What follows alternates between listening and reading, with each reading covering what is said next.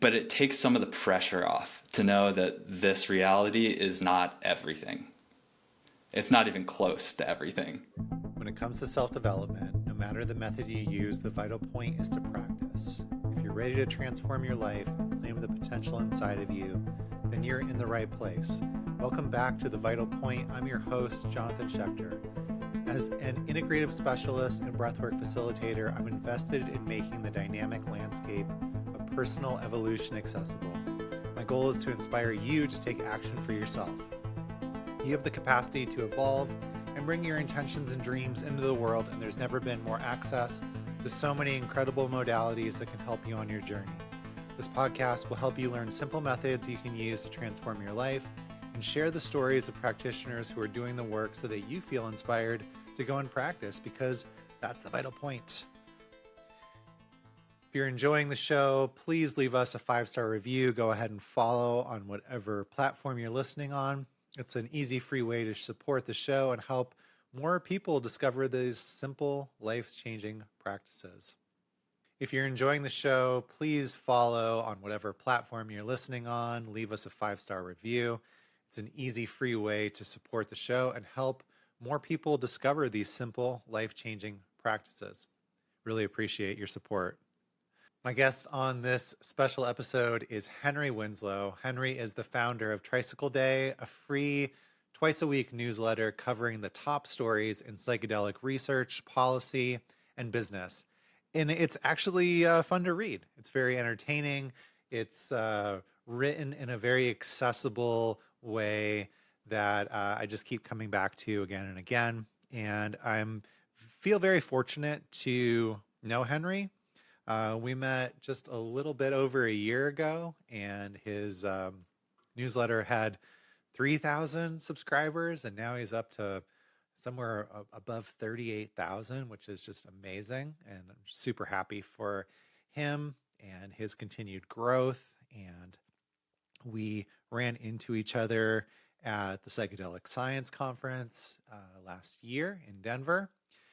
He asked me to lead breathwork as part of the first Tricycle Day Integration Club, where we did yoga and breathwork and meditation and integration. And more recently, Henry asked me to put together a course to publish through Tricycle Day called High on Your Own Supply, Psychedelic Breathwork for Self-Connection, Energy Regulation, and Mystical Experiences.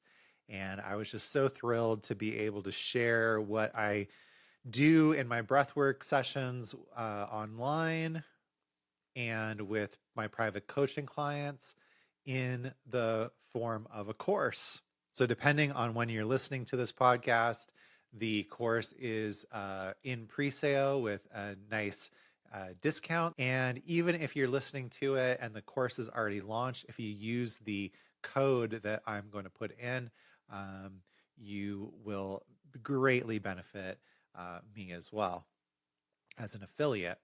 High on Your Own Supply teaches psychedelic breathwork. It also teaches methods for preparation and integration, how to use your breath to get more clarity, to be more present with your psychedelic work, your preparation, your integration. I put protocols for starting a breathwork practice, using breathwork around a psychedelic or plant medicine journey.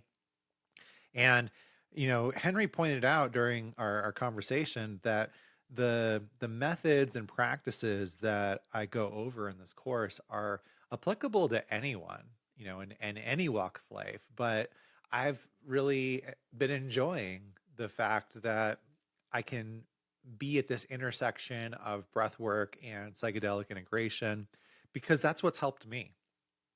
And so I'm just super grateful to be able to share this course.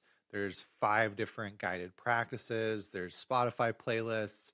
And I put together over 3 hours of instruction and information about using breathwork for psychedelic integration, holotropic principles, and how the work of Dr. Stan Groff can deepen your own psychedelic work. Using your breath is one of the best things that you can do for psychedelic work, for entering into expanded states of consciousness, as well as supporting your integration.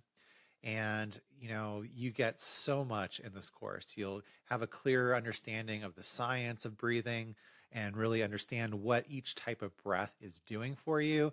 You get a suite of tools for psychedelic integration. You get a practical take on meditation that you might not have considered, so that you can actually start and continue to have this practice that can benefit so many different parts of your life, as well as the way to breathe so that you can enter psychedelic states with just your breath. You can get high on your own supply.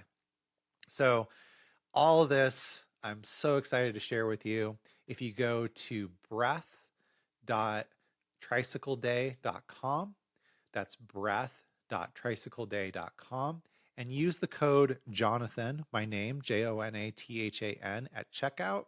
If we're within the first couple of weeks of launch, you'll get a nice discount on the course. And even if you're listening to this a while after the course has been released, if you use that code Jonathan at checkout, it greatly helps me as creator with working with Tricycle Day. So I really appreciate using that code Jonathan at checkout for breath.tricycleday.com. Super grateful to continue to know Henry and to have had the chance to sit down with him to have this conversation. We talk about his experience with yoga and how that can be a spiritual path, and then how his yoga practice and some of his psychedelic practices have intersected. And I really enjoyed chatting with him about sort of the spiritual aspect of 5-MeO DMT and really comparing some of our experiences and how we've integrated that, the frameworks in which we've been able to integrate and really dissect those experiences, go deeper into them. And yeah, just a really enjoyable conversation where I found a lot of common ground as far as my beliefs and my experiences. And it's always nice to have conversations like that that are very grounded and yet very deep at the same time. So without further ado, check out this wonderful conversation with Henry Winslow, founder of Tricycle Day. All right, Henry Winslow, welcome to the Vital Point podcast. Thanks for being here. Yeah, thank you for having me on, Jonathan. Yeah, so we are, the psychedelic world in certain ways is not as big as we think it is sometimes, right? And we have some mutual friends, which is nice. And that really inspired me to want to chat with you more, was hearing your recent conversation with Cam on the Trip Sitting podcast. So appreciate your sharing that story and like the opportunity to continue kind of Yeah, I had a talking. great time talking to Cam, and yeah, I guess you could say I'm going through the podcast circuit now. I'm glad to be here. Yeah. So what's that like? Because I know you had your yoga podcast. How long ago was that? Oh, yes, I did have a yoga podcast. It was called Dharma Talk, and I was doing that while I was a full-time yoga teacher. So it must have been around like 2018 to 2020-ish. Don't have the dates exactly right, but I ran it for 108 episodes, which is Oh, an auspicious, significant auspicious. number in the yoga tradition. So that felt like a good milestone to wind the series down at. Yeah, that's cool. That's a nice place to end it for sure. And I always like it, like just being the host. It's so refreshing, like being the guest. Do you find the experience a little bit more exhilarating or light, or what's it like for you?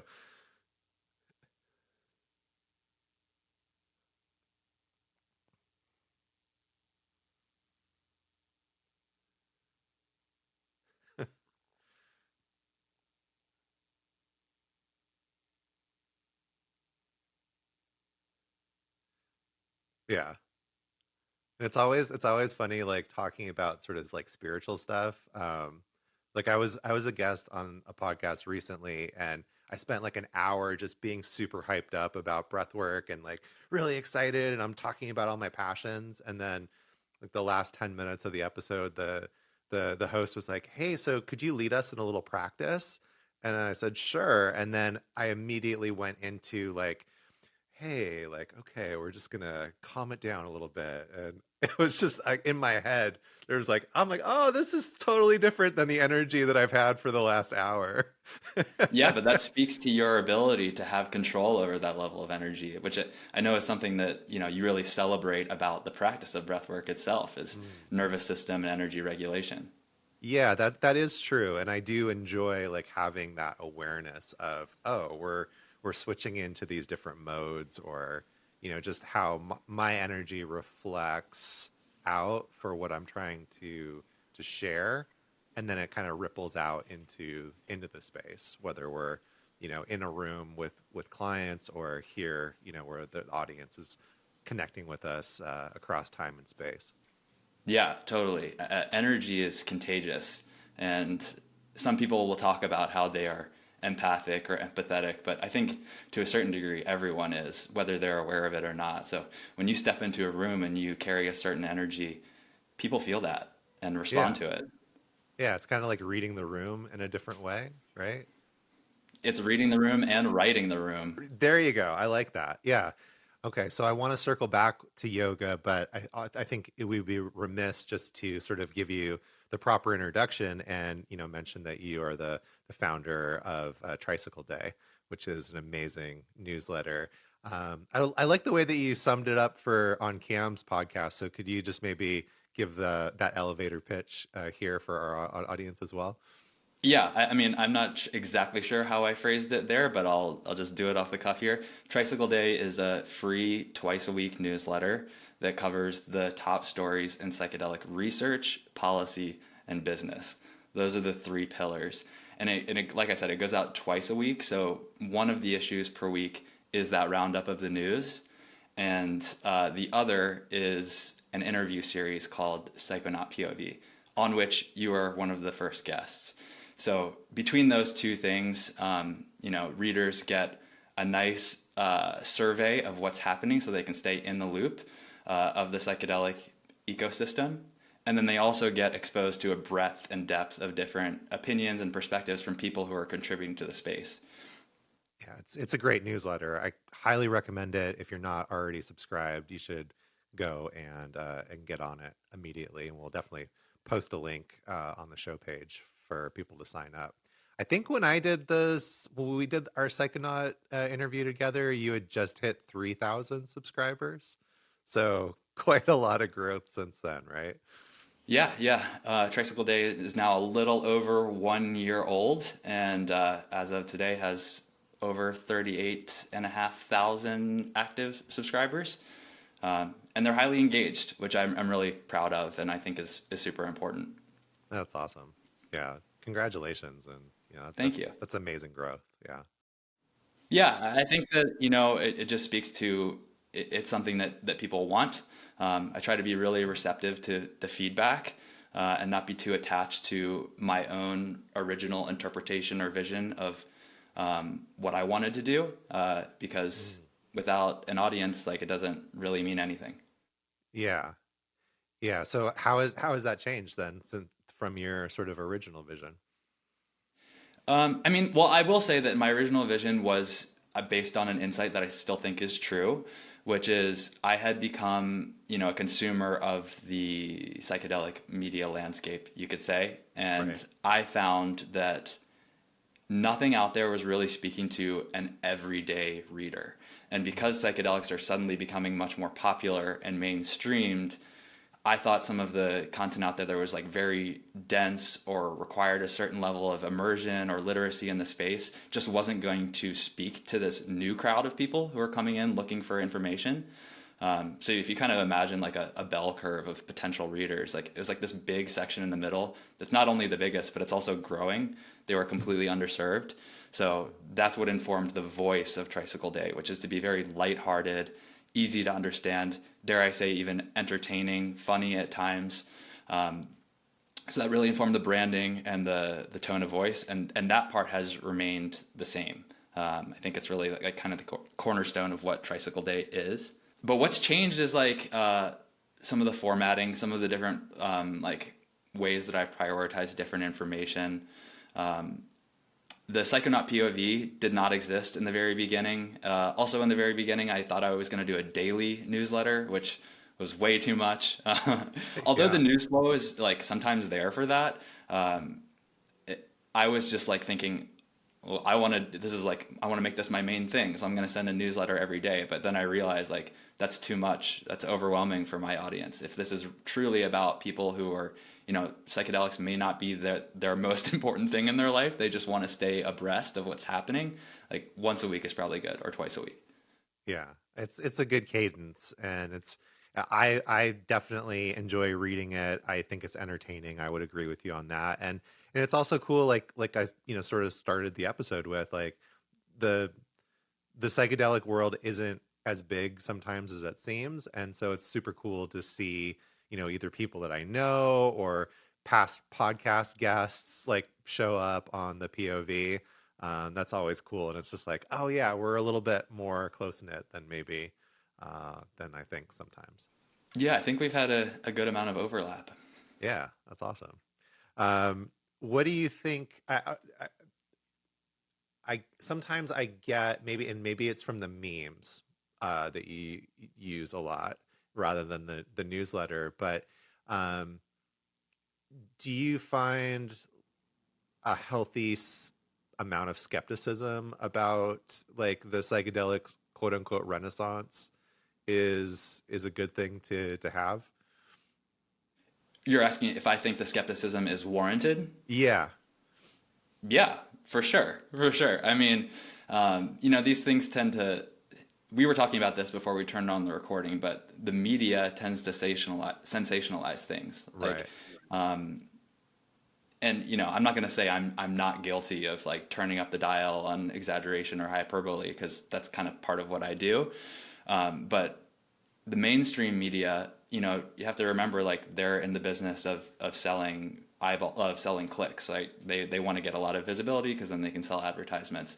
So it's not always about creating the most nuanced take. It's about driving a headline that people will click into.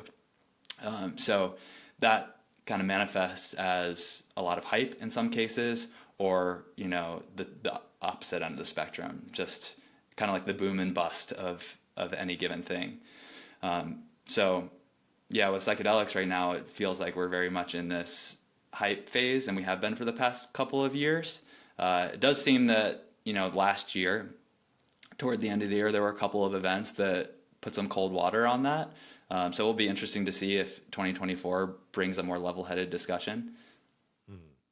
Yeah, I think you mentioned like the majority of the people in that bell curve, and I've often reflected on how sort of disorienting that must be for some people, like that aren't so heavily involved in the psychedelic world, like you and I, where, like, for instance, when I was in school, like we had the DARE program, right? And it was Yeah, like drugs are bad, like, end scene, like full stop. yeah, And now, like, if you're hearing these, if that's sort of the message that you got for years and years and years, and now you're getting these little sound bites about how transformative psychedelic work could be, or like you maybe stumble across How to Change Your Mind on Netflix or something like that, or in the social media world where you're getting sound bites that are taken out of context, or things like that. I would imagine that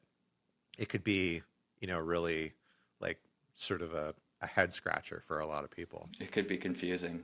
Yeah. Yeah, Yeah, yeah, lots of mixed messages there. yeah. I had Dare growing up too, and I remember even at the time, to be honest with you, I was like a little skeptical of it Right. because the whole premise of the like platform was like faulty. I remember they just started the program, like I'll never forget this. They said a drug is something that you consume that changes the way your mind and body works. I was like, that's literally anything that you consume. Right. Like food falls under that category. So Yeah. if we're defining drug in such an ambiguous way, clearly like a blanket statement about whether it's good or bad, a blanket judgment is going to be misguided. Yeah.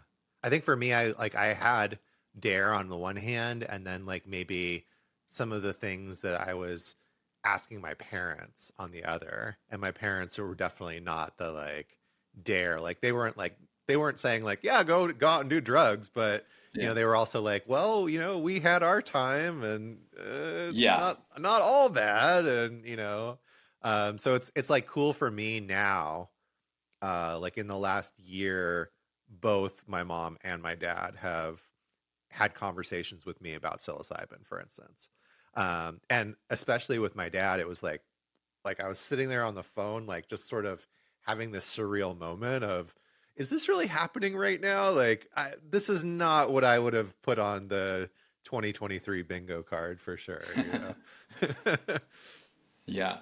So it's, Yeah. I think I had a similar orientation to drugs growing up. I mean, I knew I was aware that my parents had like had their time, as you said, and I remember the first time like I ever even like had a conversation at all related to psilocybin or just mushrooms, magic mushrooms as they were described, was my mom saying, "Well, your dad's the one who sampled the magic mushrooms in college," so I knew it was not totally off limits.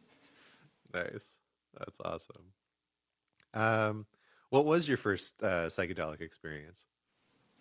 My first psychedelic experience, if we're not including cannabis, would be a pretty mild dose of magic mushrooms, of psilocybin mushrooms, um, pretty late in like in my late 20s, and I'm 34 now, and I had them in the context of my yoga practice.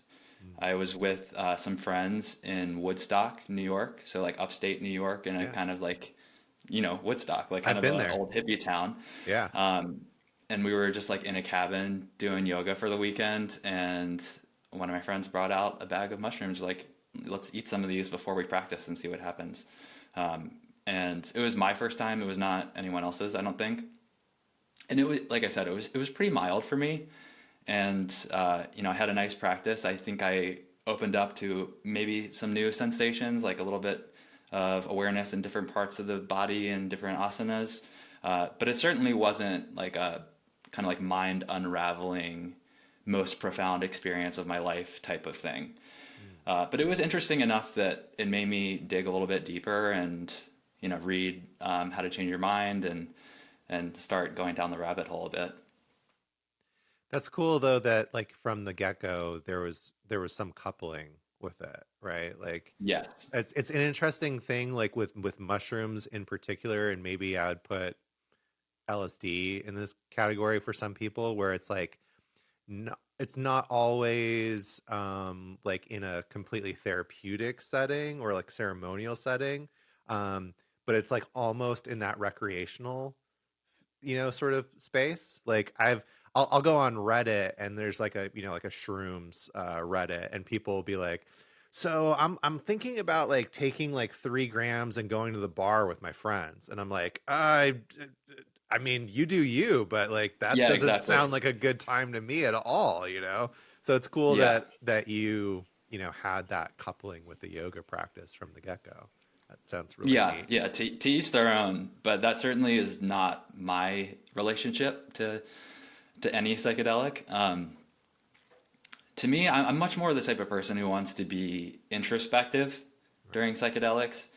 So my favorite times with mushrooms have been either alone, like basically in the dark. I like going into a sensory deprivation tank, like a float Mm, tank. I yes. love that. And then alternatively, being in nature. I love that too. What do you think is your sort of sweet spot dose for dosing in the sensory depth tank? Because I've done that as well. I mean, if I had one at my house and I didn't have to worry about like Right. going somewhere and potentially like something going sideways in the transport, then it would probably be a little bit higher. But given the reality of the circumstances, probably like a medium dose, like 3 grams max. Oh wow. Okay. Yeah, I've done a gram. I've taken a gram in there, but like you said, it's like you're sort of worrying about like the transportation and having to get Yeah, and what's gonna out and happen when I come out? Am I gonna have deal to with talk to sober the guy at the people. front desk? Right? Yeah, exactly. Yeah, having a tank would be like the dream for sure. Yeah, Definitely, it's on that on that vision board for sure. Yeah, on that rich life vision board. Let's make it That's right. happen. Yeah. Is that something that you're still doing on a regular basis, like just the sensory deprivation practice? No, definitely not a regular basis, but I've done it several times, and I think it's a really nice practice. Yeah. Yeah. I love it. It's really cool. Again, I also haven't done it in a while, but I went through sort of a phase where it was like once every week or a couple of weeks, and Oh wow, it yeah, was that's really neat. regular. Yeah. Well, like, yeah, there was a place here in town that had like a membership, and I was like, cool, that sounds great. It sort of kicked off a really transformative portion of my life as well, because it was like right off of my divorce, and I had been kind of hibernating and just sort of hibernating and healing is what I would say, and like processing. And so it was a way that I could like get outside of the house, out of my hibernation cave, but like also not be But super go into a different social. hibernation cave. Right, exactly. Yeah, those float tanks are like a chrysalis. You like go into the cocoon and come out a different person. Yeah. Yeah, I really really enjoyed it. And then it was like that led me into the 5MEO experience that like really opened the door to a lot of the things that I'm doing now, that I'm still sort of discovering, like drawing the dots back. So yeah, I think I appreciate the time in for its part in the whole like mandala of what was going on. Yeah. Can I flip the script for a minute and Yeah, ask yeah, you? for sure. Can you tell me about your 5MEO experience? What I recall from the actual experience was everything, and I do mean everything, like in the external and in my internal world, like melting away into, it felt like I merged with some sort of like universal like consciousness. Um, what it reminded me of, and I've talked about this with other practitioners, is it reminded me of what the Tibetan Book of the Dead describes as like the death process, and the bardo process, which is the space in between, you know, realms, right? So like as you transition from this life, which is like a dream, into your next incarnation, there's this bardo period, the in between. And that's what it reminded me of. Like not at the time, but like as I've reflected back on it. And then I think a really cool part of the experience was as I started to come back, sort of the image that I had was like a leaky faucet where there was one drop coming out of the faucet at a time. And it was like I was being rebuilt one drop at a time, like one thought, like almost like a meme, right? Because a meme at its core is like the simplest version of an idea, right? Like the lowest denomination of an idea. So it was like just being rebuilt and watching that, and slowly the faucet being turned on a little bit more until like the drips became like a stream, and I was being rebuilt and just sort of watching being rebuilt. Um, and then coming back and just being like, whoa, that was incredible. And then the other thing was like, I after that for probably a couple weeks, I had reactivations like almost every night, and some of the Yeah. reactivations were just as intense as the experience itself. So like I had no idea that any of that was going to happen. Like I've had some Yeah. acid flashbacks. Like things get a little wavy, or like certain color patterns where I'm like, oh, something's not right here, but like nothing to that magnitude. Yeah. Yeah. Yeah. That's awesome. Thank you for sharing that. Yeah. And I love that metaphor, that visual metaphor of the faucet dripping you back into individual existence. Because to me, that just like speaks to this idea that we are coming from that oneness, you know? Yeah. It's not that we are discrete from it. It's just we are, you know, one little tiny speck that can easily and does dissolve back into the oneness of universality. Yeah. Yeah, I think one of the things that's like continued to be relevant to me is this concept that, uh, from my Buddhist practice, that transition period out of this dream that we in general feel is so solid and not dreamlike. Like we're really taking it seriously.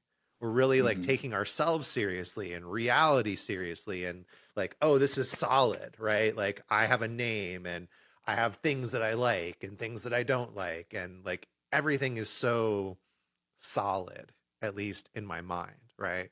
But then we all are going through this transition period that none of us can avoid, and from the Buddhist perspective is so important for what happens next. And there's Yeah, you're so there, talking about death, yeah, right? absolutely. Yeah, yeah. And there's so much potential for things to go sideways in that transition period, right? Because I mean, let's face it, like how many of us are lucid dreaming as opposed to like just sort of, that's like that's one of the examples that it's given, right? Is like you think when you're dreaming and something really intense happens, you wake up and you're like, oh my God, that really intense thing happened. And you might even be like emotionally or mentally impacted by it until you wake up and you're like, oh shit, I was just dreaming. Right. Like, in the 37 Bodhisattva practices, it says like suffering is like the death of a child in a dream. Right. So Mm. we're taking these things that are completely illusory on a certain like meta level and like Yeah. really taking them seriously. And yet, even if they are an illusion, even if we can step back and recognize that this is temporary and permanent, that it's illusory, it's still like the experience, the emotional resonance of it is still very real. Oh yeah. Yeah, I can't just say like everything's a dream and like just yeah, like get completely ungrounded, right? So like let's just posit that that's true, and then if we only get one shot for this really really important experience of death and transition, but something like 5-MeO DMT is giving us the opportunity to practice and like 100%. have more than one experience, like that is immensely valuable. Yes. Yeah. And it's valuable. I think that that value carries forward. Yeah. To speak to your point around integration, like, yes, you get a very visceral and like unavoidable experience of death practice with 5-MeO DMT, but after that, you can take that memory with you and implement a more intentional meditative death practice. Yeah. Yeah, absolutely. Yeah, so and then it opened up like this whole world to me. Like I had a month after that couple of weeks where I went and I traveled to LA, which is my hometown. I went to some really cool shows there. I went to Movement in Detroit, which is like one of my favorite places to be. It's like a 3-day techno festival in the middle of downtown Detroit. And I went to Minnesota and saw my family for the first time in a couple of years, and even went to a show there. And um, so there was a lot of psychedelic being consumed during that month, Hmm. and there was a lot of like interweaving and just like release. And I don't think I realized at the time like how impactful the 5-MeO experience had Had been been. on that. Yeah. But as I've looked back on it, as I've continued to integrate, it's become super super clear, Yeah. and just really beautiful. So yeah, I appreciate Yeah. you asking. What about you? Yeah. I appreciate that you kind of like were able to immediately connect it back to a philosophical tradition that you had already been engrossed in, Mm-hmm. because that was the same for me. Rather than Buddhism, for me it was like yoga philosophy, and I think that that connection to Bardo is really interesting and is giving me a different way to reflect on my own 5-MeO experiences. But for me, um, the attraction to 5-MeO in the first place was around the idea of being able to access something called Samadhi in yoga and Hinduism. Samadhi is the final step, the final destination of the yoga practice. And it's like basically after you've already mastered the body and the mind completely, you're able to let go of those things entirely. And what you described about feeling the external and the internal all melting away into a oneness very much resonates not only with how samadhi is described in the text, but my own experience with 5-MeO as well. And I think you and I probably, I don't want to speak for you, but based on what you said, it sounds like, having that philosophical framework made it a lot, not necessarily easier, but like, I don't know, manageable to make sense of that experience. Because I don't know about you, but for me, there was certainly some terror involved.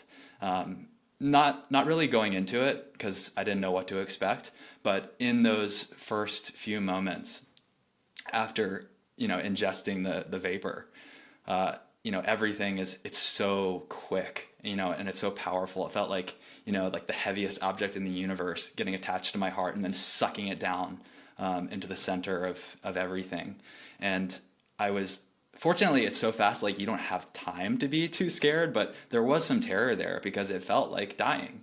It really did, and I wasn't entirely sure if maybe I was dying. And because there was nothing I could do about it, I quickly found the trust to surrender because there was no resisting anyway. So I just said, okay, if I died, then I died. Let's explore this.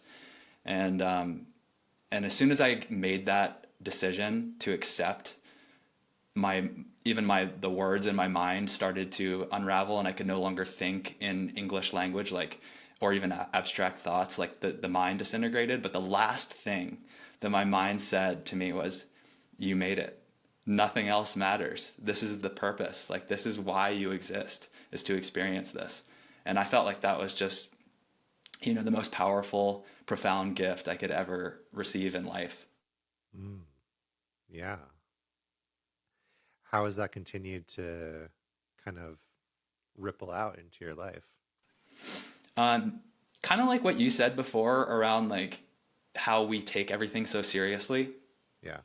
in our solid 3D life. Uh-huh. Like I still take my life seriously for sure, and I think that we should all like have values and have conviction around things and care. We should all care, but it takes some of the pressure off to know that this reality is not everything. It's not even close to Right. everything. Yeah. I often think back to have you seen the first Doctor Strange movie? No. There's this line when he goes searching for like the answers to his, his condition, and like when he finds the first like wizard that he trains with, she says it's Tilda Swinton, and she says like you've been looking through reality through like a keyhole. So it's like this idea that like we're basing our reality on this little tiny keyhole when you could really just open the door and it would be like this Yeah. totally different experience, right? Yeah. Open the door and step through. Yeah, yeah. A good thing to kind of touch back on is, you mentioned like having that panic initially and being able to relax into it.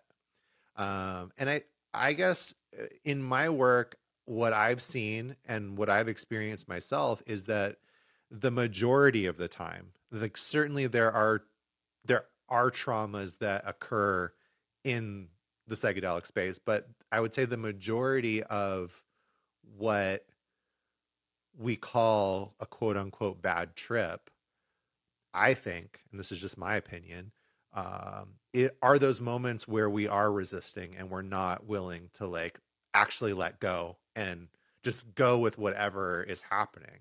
And so the bad trip is the resistance. It's what's happening as like the mind or spirit tries to fight whatever's coming up. Yeah. Yeah. It's interesting. It raises a lot of deeper questions around like free will and faith, though, because like Mm, we all have different predispositions to willingness to surrender. And, yeah. who's to say that it's really like that person's fault that they resisted? Like Yeah. maybe their mind has just such a grip that it's much more difficult for that person. Yeah. Um, in which case, like, is it the medicine? Is it the person? Is it the container? It's hard. For me, the way that I've kind of integrated that or continuing to integrate it is how important set and setting and dosage are. It's why I do the work that I do, right? Where it's like, hey, it's the psychedelic experience isn't limited to like this 6 hour like window where you're actually ingesting medicine.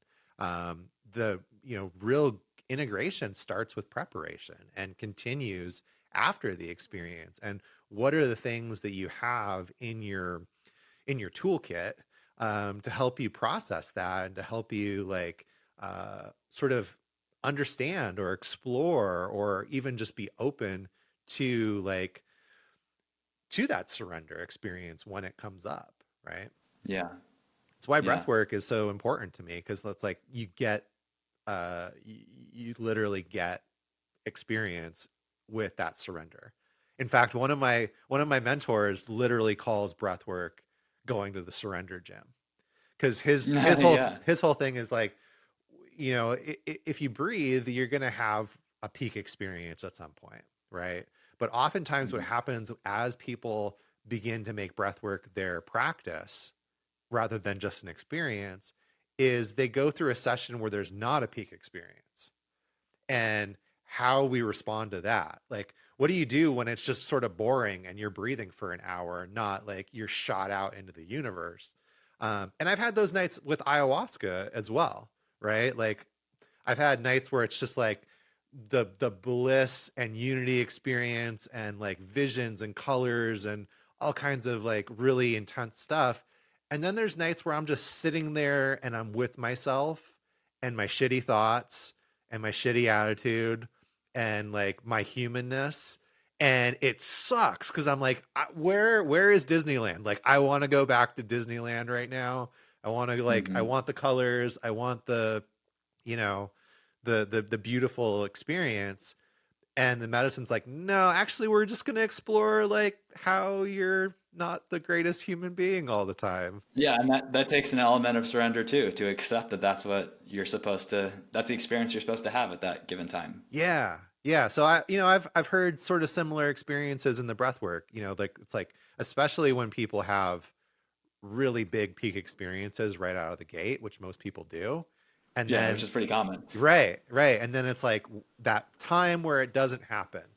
Like, how do you respond to that? Like, are you able to lean into it and be with whatever's coming up when it's not the love and light and bliss and like Hmm. unitive experience, when it's just like when you're there with yourself and maybe a part of yourself that like isn't the most comfortable, like having more experience with that, I think is really, really great. Yeah. Yeah.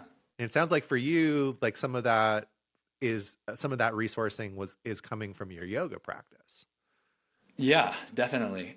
I think yoga is a great integrative practice because it offers it like checks a lot of boxes. Yeah. You get physical movement, which can be incredibly grounding after somewhat destabilizing has a negative connotation, but something that takes you out of your body and takes you into more of an ethereal space. To get back into your body can be really healthy and restore like some assurance and confidence. Yeah. And it also has the meditative component. That's also part of yoga, is to sit and witness your thoughts as like a third party observer. And the final piece is what I was talking about before, which is just having a sort of esoteric framework for understanding, or at least like processing what you just experienced from a psychedelic journey. And I think that, not like it doesn't have to be yoga, but any sort of spiritual tradition that gives you language to articulate what happened can be very helpful. Just to be able to express something out loud, or even in your mind's voice, to be able to like talk about something to yourself or to others, makes you feel like you have more of a handle on it. Yeah. What what advice would you give somebody that like is curious about the yogic path and wants, because I think what you're describing sounds to me like a little bit more um, involved and holistic than just like showing up to a class where you're just going to go through a bunch of different poses. Yeah. I mean, yoga asana, I think, is a great place to start for pretty much anybody who's interested in yoga because it's really accessible.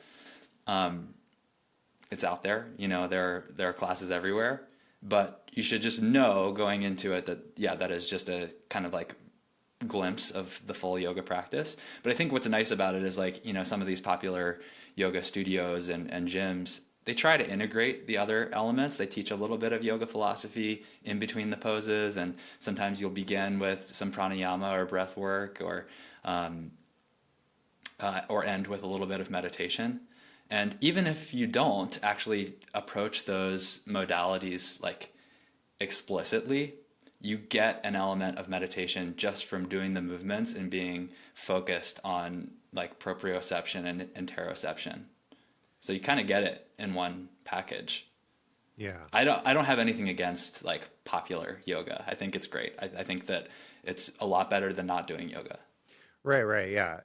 It's just I think that was one of the things I wanted to ask you is as a yoga novice, my impression is that the yoga world is much bigger than maybe the fitness aspect that we sort of tend to see in the West here.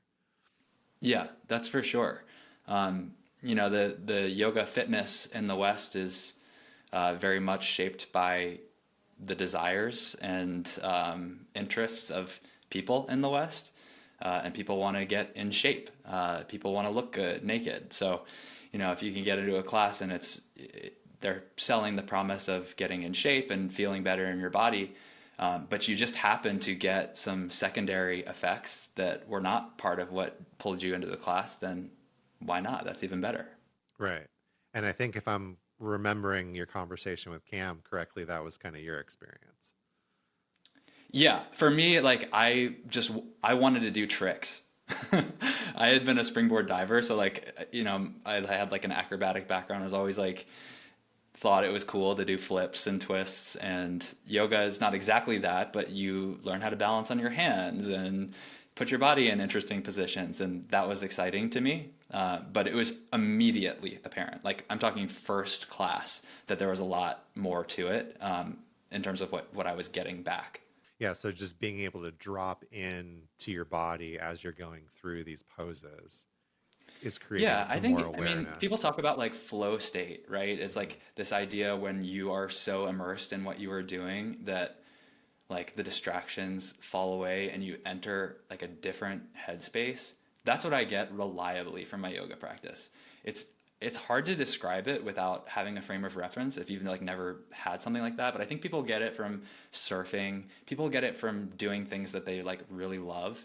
But I'm like focused, I'm dialed in, but also at the same time my mind is totally like it's like vacant but focused at the same time, and Yeah. because of that like that space that's opened up, it's like my subconscious is able to bubble up to the surface, and I get all these like creative ideas, I get insights, I get downloads, um, and it's effortless.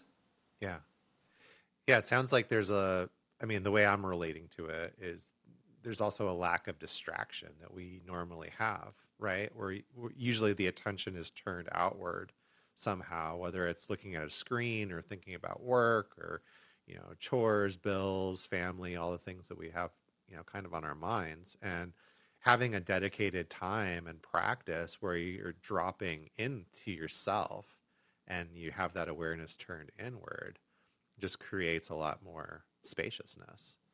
It's essential for me. I mean, this day and age, there are so many things that are competing for your attention. And we're talking about like trillion-dollar companies that have spent millions, billions of dollars hyper engineering algorithms that are designed to like hijack your dopamine system and keep you looking and pulling your attention in different directions. So Yeah. to like create circumstances in your life that are regular and consistent to step away from that, to me is like a foundation of my health. Yeah, absolutely. It's been interesting for me as like someone that's meditated for a long time to just notice, in the last few years being an entrepreneur and having my own business and running that off social media to some degree, like just noticing the changes in my mind and like sort of the desire to reach for the phone that wasn't there a few years ago. And the technology is so disruptive, right? We really don't know what it's doing in the long term. Yeah, and there is some research that's been coming out that's kind of scary. Yeah. So like you're saying, to have some practices to balance that out seems really important for sure. I think the important thing to know there is that like you can't win the fight through sheer willpower because like I said, I mean there's so much money and resourcing going into making these things addictive that you have to like create the circumstances where it's impossible to use them, Right. you know? Because you won't win that fight consistently if it's just about like I'm not gonna look, I'm not gonna look. Yeah. Yeah, it's why I'm always recommending like meditate first thing in the morning. Like get out of bed, pee, drink water, meditate. Do Make not it a let yourself, non-negotiable. right, do not let yourself grab the phone or get distracted, because that's just it's a losing battle. Yes. Yeah, exactly. Yeah. Yeah. And you've got to be responsible for for yourself and finding those methods that are going to put you into that space. So yeah, Yeah. it's a wonderful place to be when you look at it from that perspective, right? Like no one's coming to save you. You got to save yourself. Yeah, and the other thing I'll say about it is like it doesn't need to be a chore. You know, you can No. find like once you've experienced like the relief Right. that comes from giving yourself that indulgence, like if you think about it as a gift that you're giving yourself and allow yourself to like indulge in it, Yeah, it becomes something that you want to do, not something that you're forcing yourself to do. absolutely. That's super key. I thank you for mentioning that, because that is really true. And I find that with my practices and my clients as well. It's like I'm always recommending people start really small, rather than saying like, someone will say like, well, what do you do? And I'm like, well, okay, Yeah, don't let's worry about what I do. right, because if I tell you like to, do 30 minutes of meditation in the morning and 30 minutes of breath work every night, which is what I do, like just as a for instance, you're probably going to give up like after a few days. Like, but if you started with 5 minutes and started to feel the benefit of that, and then that leads you into 10 minutes or 15 minutes, something like that, or a second session, or, like you went to one yoga class, you felt really great, and then you're going to like go and sign up for a membership or commit to a weekly practice, something like that. Like that's so much better than just giving someone like this like blank, like, oh, this is what you should do, or and yet we're bombarded by that, right? Like it's marketing. It's like, oh, Yeah. this is the solution. Or I see people that are breathwork facilitators like putting down meditation, or meditation teachers like putting down breathwork, and it's like such a Yeah, weird. it's my way Right, only. right. It's such a interesting space to be in. Even like for instance, and maybe this is a good segue into talking about the course that we're coming out with, but like, like even there's, some particular breath work, the psychedelic breath work that we do in the course, that is very similar to like a very popular branded type of breath work, but like that person didn't invent that breath work. They're just pulling from pranayama techniques and, different ancient yogic traditions, and like packaging it, branding it, and saying, this is mine. Right. And it was something that I Yeah. found really interesting when I got involved in breath work, was like, well, how can I, how can I say that I'm like, this is my intellectual property with the way that you're breathing? Yeah. It's like, no, like we're rediscovering ancient wisdom. And Yeah, totally. I remember one thing that someone I met early on in my like psychedelic community introductions, he said to me, "There's nothing new under the sun," right. and I always remember that quote, and like it like rings in my head. Yeah, the intellectual property can be like you can own the way that you market and package something, but yeah, we've been doing the same thing as civilizations for millennia. Yeah. And as I mentioned, like in the course, one of the things that has always been really interesting to me is when you think about, let's just take four pretty ancient cultures, Sanskrit, Chinese, Greek, and Hebrew. The word for spirit and breath is the same in all of those, in all four of those. Like, I don't think that that's an accident, right? So it's like we're rediscovering things that people have known for a long time, and maybe it's just now it's the right time to reconnect with that, in contrast to this sort of hyper focused, hyper attention, like you said, sort of dopamine jacking environment that we find ourselves in now. Yeah, even the romance languages too, right? Yeah, It's like inspire is like comes from the word for inhale yeah, in the romance languages. yeah, absolutely. So yeah, I keep tiptoeing around it, but we have a course that's coming out soon. Get high on your own supply. In fact, if you're listening to this podcast, the pre-sales are open, and you should definitely check it out. This is Henry and I's, I guess, technically second collaboration, right? Because you invited me to the Integration Club last Yeah, and year. if you include the interview, it's the third. Right, right, yeah. So We go that's right. way back to January 2023. I mean, for you, I think like there's been a lot of growth in that, since that time, which is really cool. So, uh, I'm sure there's been a lot of growth for you too. yeah, in my own way. So I appreciate you saying that. But yeah, the course is Get High on Your Own Supply. It's how to use breath work for your psychedelic preparation, integration, and to reach the psychedelic space even without working with other medicines, just being able to connect with a non-ordinary state of consciousness through the breath.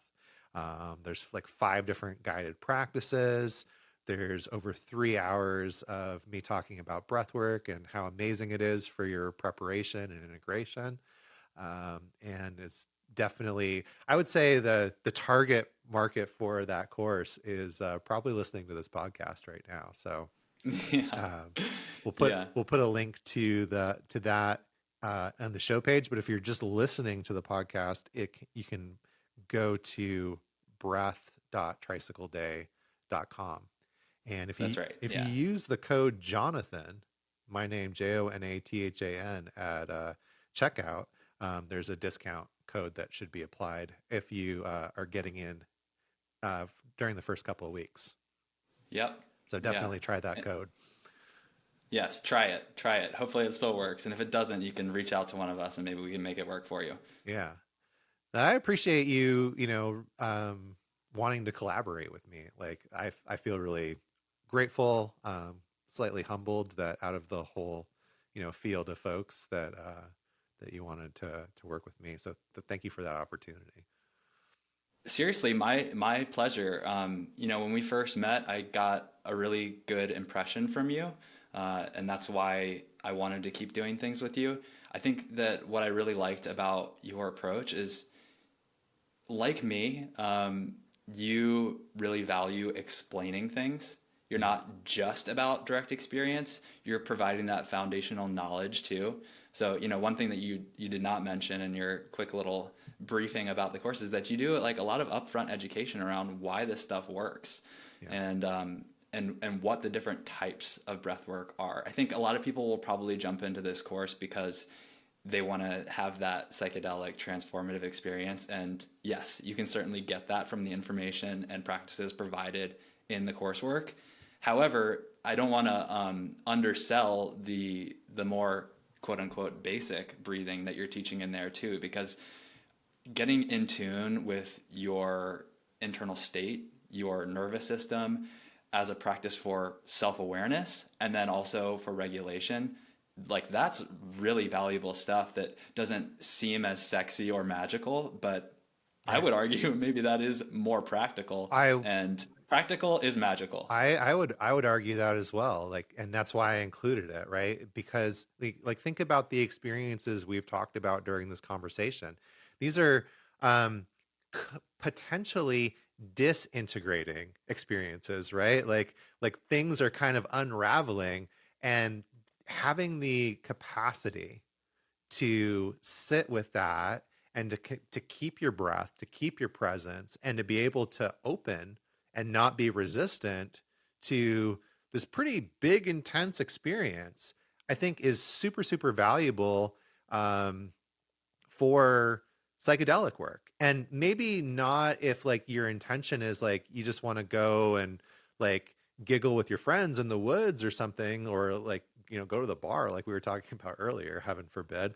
But, you know, for intentional psychedelic work, for people that are approaching these medicines with reverence and with the intention of transformation or healing or you know, addiction, PTSD, like the things that I get really excited, you know, as far as potential. And also, like, this is how it's worked for me. You know, like I've gone, for instance, and I have friends of mine that have said, like, well, you'll go through another cycle of this, and it'll change directions.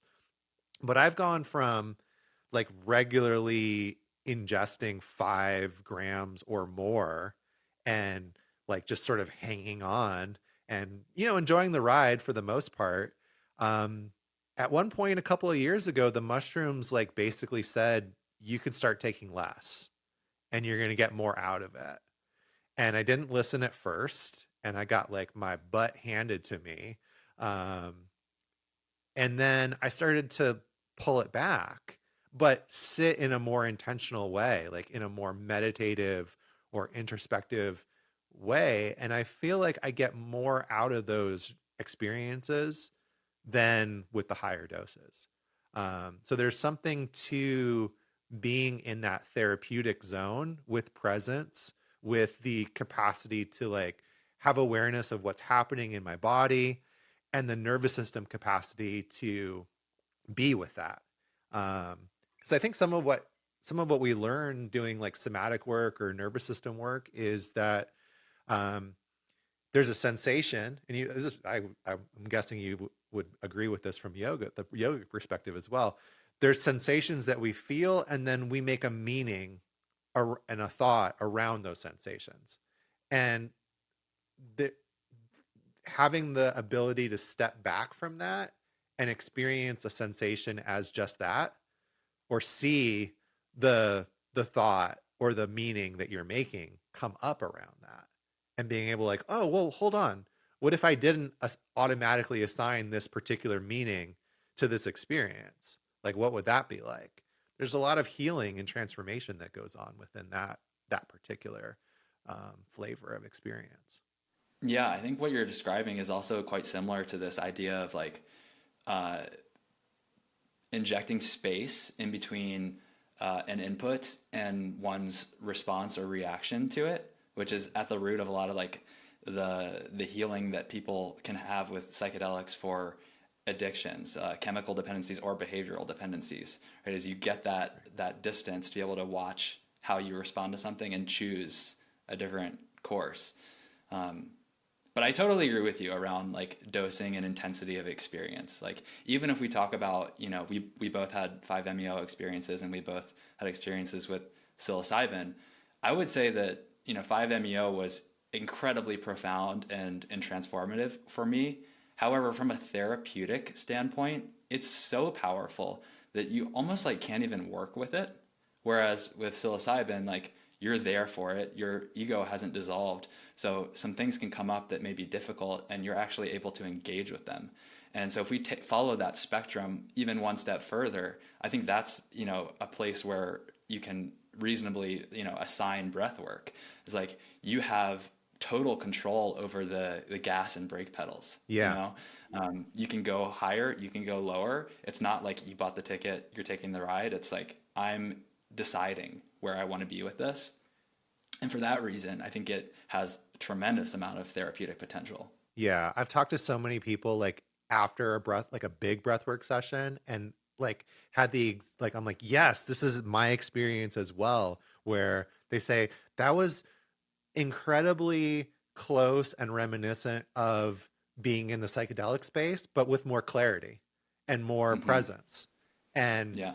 that is just so valuable. Like that was what hooked me into it in the beginning, was like, I'm in this space and I'm kind of looking around and I'm like, Oh, I know where this is. Like I've been here before, but in a different, like a slightly different way. Like the insights are there, the downloads are there, the clarity is there, but I'm not also like on this roller coaster of the, you know, whatever molecule I ingested kind of Yeah, you're like not intoxicated. right.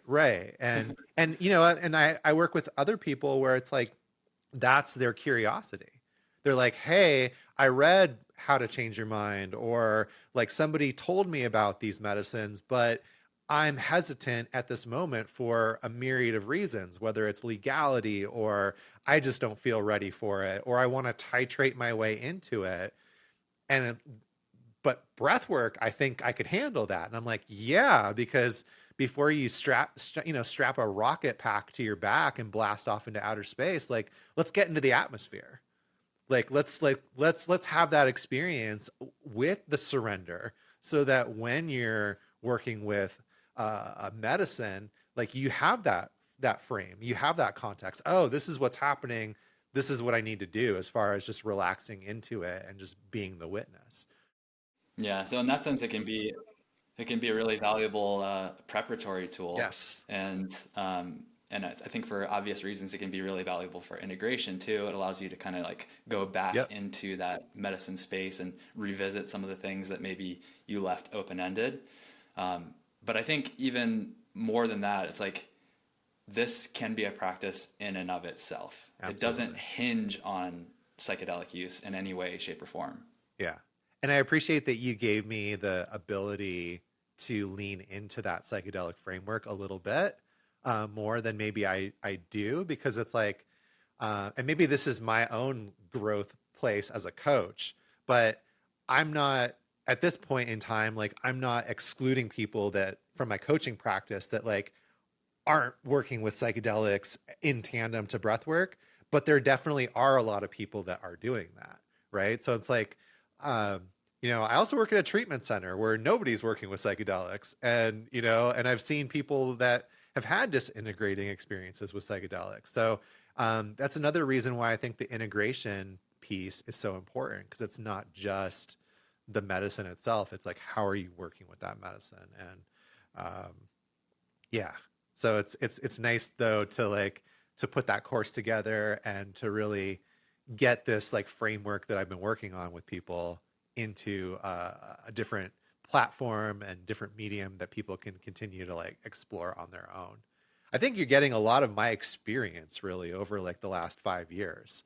Um, so, you know, you don't have to necessarily like fall into all the pitfalls that I did, or like, you know, go down all the different rabbit holes that I did. I've really laid out a pretty complete path that's really worked for me, as far as you know, overcoming a really dysfunctional marriage and some active alcoholism, and you know, just not feeling good about my life in general.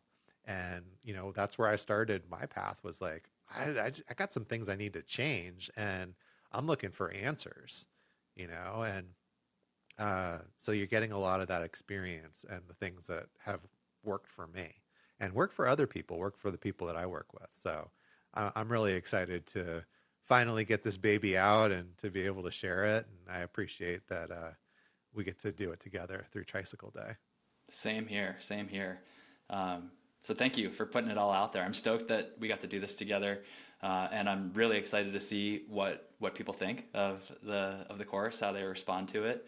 Um, I know it's gonna like unlock a lot of breakthroughs for people. So I'll just let people know the name of the course one more time. It's called High on Your Own Supply, and you can pre-register. You can pre-enroll for the course at breath.tricycleday.com and use the code Jonathan to get a sweet discount. Awesome.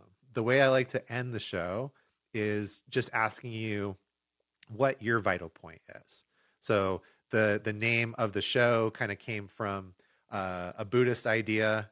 You know, Shantideva, for instance, said, "It's not. Is it appropriate for me to get mad at my doctor if all I do is look at the bottle of medicine and I don't take it?" So the vital point is that you have to apply whatever it is. You know, you got to do the yoga practice. You can't. You're not going to get the benefit of a yoga practice from watching a YouTube video or listening to a podcast. You actually have to go and and apply the thing, right? So that's my vital point. Is there anything that's alive to you, either from this conversation or just in your life, in your work in general, that you'd like to share with the audience as your vital point?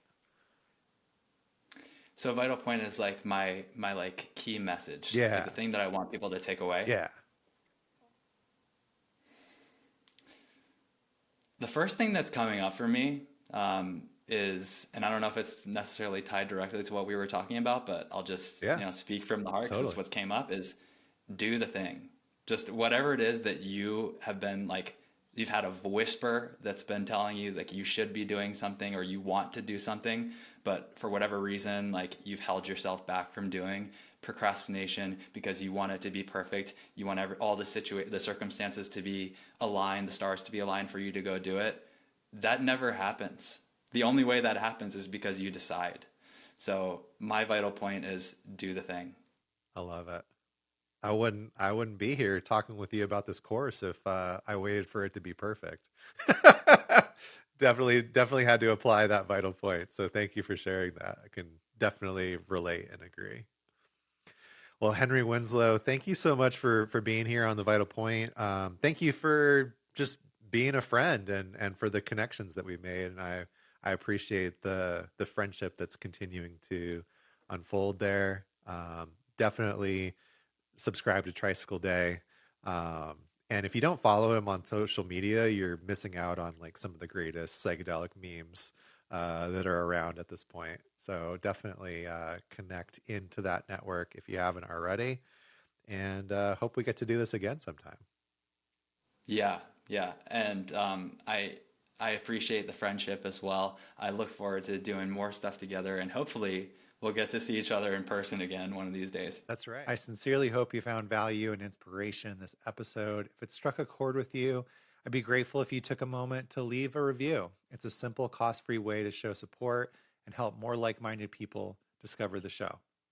Also, super excited to share the course with you we just talked about in the episode.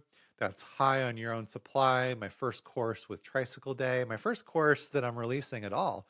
So thank you to Henry for having the trust and faith in me to get my vision out into the world. So you can go to breath.tricycleday.com to purchase the course. Use the code Jonathan at checkout for a discount. Thank you so much for tuning into the podcast. Until next time, remember, it's not just the method you choose or the pace at which you travel. The vital point is to consistently show up for yourself and practice. As the saying goes, it's not the destination, but the journey that truly matters. And I'm honored to accompany you on yours. Please don't hesitate to reach out. I'm just a email, DM, or review away. Let's journey, grow, and transform together. Thanks so much for tuning in. Thanks so much to Henry Winslow of Tricycle Day for being on the show. Definitely check out and subscribe to Tricycle Day as well. Until our next episode, keep exploring, keep growing, and above all, keep practicing because that's the vital point.